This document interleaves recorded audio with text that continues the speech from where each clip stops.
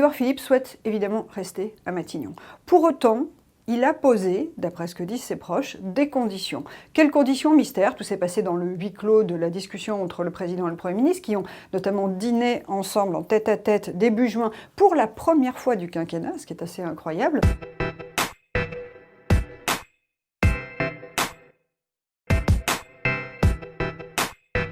Pour Emmanuel Macron, la vague verte à laquelle on a assisté au second tour des municipales n'est pas du tout une bonne nouvelle. Déjà parce que les Verts ont remporté des villes que convoitait son parti, La République En Marche, et surtout parce que le président est déjà projeté à fond dans la présidentielle de 2022. C'est une échéance qu'il a fortement en tête. Or, ce qui se passe, c'est que la gauche, qu'on croyait très durablement fracturée depuis 2017, est en train de renouer, en train de faire alliance et montre sa capacité à remporter des villes, avec non pas le PS en tête, mais les Verts. Et pour Emmanuel Macron, ça n'est pas nécessairement une bonne nouvelle, parce que quand on regarde les scores cumulés de tous les candidats de gauche, et le score cumulé d'Emmanuel Macron dans les sondages qui sortent depuis quelques jours, eh bien on s'aperçoit qu'ils sont à touche-touche, et qu'avec un seuil de qualification très bas pour le premier tour de la présidentielle, eh bien, il n'est pas sûr nécessairement de se qualifier au second.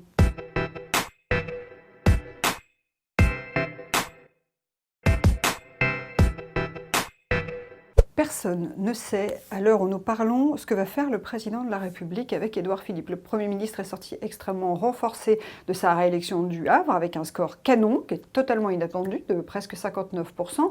Donc sur le papier, on pourrait imaginer qu'Édouard Philippe est indéboulonnable. Or, précisément parce qu'il y a eu une vague verte, d'une certaine façon, le président est peut-être plus libre de se débarrasser de ce Premier ministre, parce que Édouard Philippe, quoi qu'il en dise, on a vu dimanche soir dire qu'il souhaitait que sa ville du Havre soit plus verte, et bien pour autant, dans l'imaginaire collectif, Édouard Philippe n'incarne pas l'écologie. Donc le président peut avoir la tentation d'envoyer un signal à la gauche, en choisissant un profil qui est plus compatible avec le message qu'ont envoyé les électeurs dans les urnes d'un point de vue écolo. Il peut aussi décider qu'il va continuer à fracturer la droite, donc garder Édouard Philippe, ou prendre un profil similaire au sien. Dimanche soir, on avait toutes sortes de noms qui circulaient dans la majorité pour Matignon. Celui de Nathalie Kosciusko-Morizet, l'ancienne ministre de l'écologie de Nicolas Sarkozy, qui a parti rejoindre le groupe Capgemini à New York, qui a priori n'en a pas nécessairement très envie, elle a sa nouvelle vie là-bas. Valérie Pécresse était aussi citée, la patronne de la région Île-de-France, qui coche aussi beaucoup de cases potentiellement, même si publiquement elle dit qu'elle ne souhaite absolument pas rejoindre la Macronie.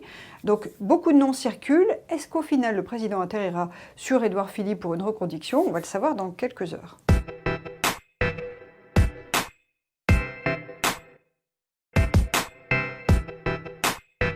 Édouard Philippe souhaite évidemment rester à Matignon.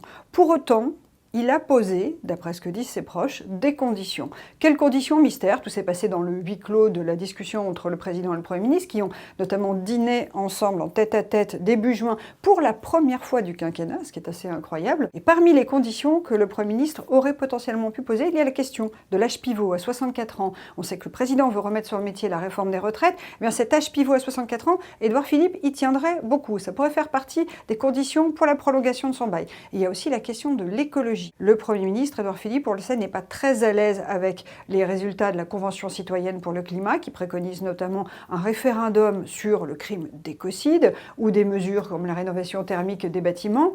Donc ça peut être dans la corbeille de la mariée pour une reconduction. Et par ailleurs, le Premier ministre, qui vient d'être élu au Havre, doit être réinvesti dans son fauteuil au plus tard le dimanche 5 juillet, c'est la date limite pour l'installation des conseils municipaux.